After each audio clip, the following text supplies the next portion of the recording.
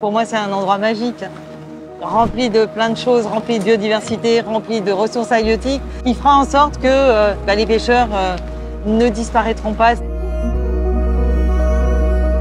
Le milieu, il est vivant. Il est vivant. Donc le poisson, lui, il rentre, il sort, il fait sa vie. Et ça va vraiment essaimer. C'est ce qu'on appelle l'effet réserve. La Côte Bleue, sa grande force, c'est d'avoir démontré que n'importe quel site, même pas exceptionnel au départ, juste ordinaire, peut avoir ce rayonnement extraordinaire.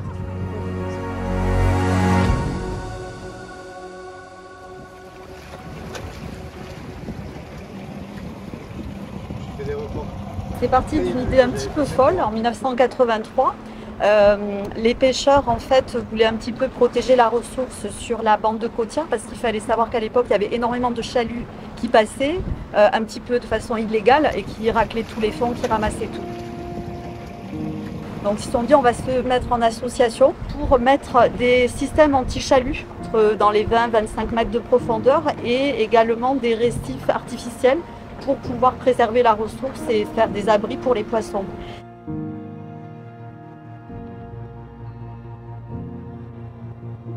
Mais on a des timbres-postes, 85 hectares pour celle qui a 40 ans cette année et 210 hectares pour celle qui a été créée en 96 à la demande des pêcheurs. Donc si on le fait bien et on le fait jusqu'au bout. Donc pas d'ancrage, pas de plongeur bouteille. Voilà, 10 ans plus tard, l'effet réserve a montré vraiment toute sa pertinence. Beaucoup de poissons de taille vraiment très importante. Donc c'était vraiment une idée un petit peu folle qui est née et qui aujourd'hui rayonne à l'international. Beaucoup de pays du monde entier qui viennent nous voir pour voir ce qu'on fait avec nos petits moyens. En 40 ans, on a testé des choses. On nous a fait tester de réimplanter des espèces. On a testé les récifs. Il n'y en a aucun qui marche aussi bien que ceux qui sont dans les réserves.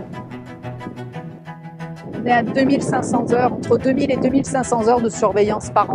Jour, nuit, week-end, jour férié. Michael, Nathan, moi, on donne tous de notre corps.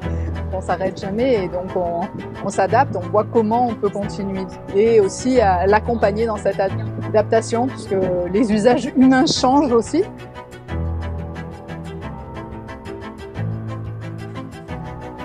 Aujourd'hui, je suis sur le port de Carreau, c'est un port de pêcheurs, donc je suis venue à la rencontre des pêcheurs, voir un petit peu ce qui fonctionnait, puisque c'est un port de pêche artisanal. Vous pêchez à la ligne au filet? Non, au filet. Au tard? Mais oui, voilà. On est là pour nourrir la population, avant tout.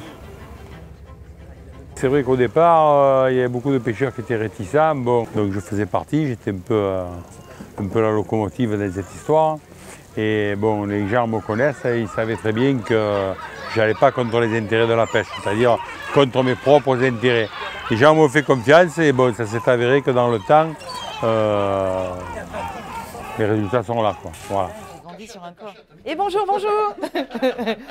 Bonjour, Caroline. Christophe, c'est plus le même métier, c'est un métier passion, voilà. Maintenant, c'est un métier passion. Principaux problèmes, le recrutement des marins, c'est très problématique, on ne trouve plus de marins. Et la cohabitation avec la pêche plaisance et le braconnage. Voilà. Aujourd'hui, tout le monde est content de la réserve et voilà.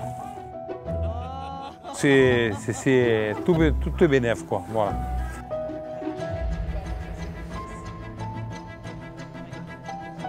Il faut vraiment préserver la pêche artisanale qui préserve les fonds marins, qui préserve la nature, la ressource, la restauration de la nature, puisqu'on sait très bien que sans nature, forcément, il n'y aura plus de nourriture. On doit restaurer la nature, on doit ne pas dégrader la nature et la biodiversité et préserver ces fonds marins qui sont nos poumons finalement.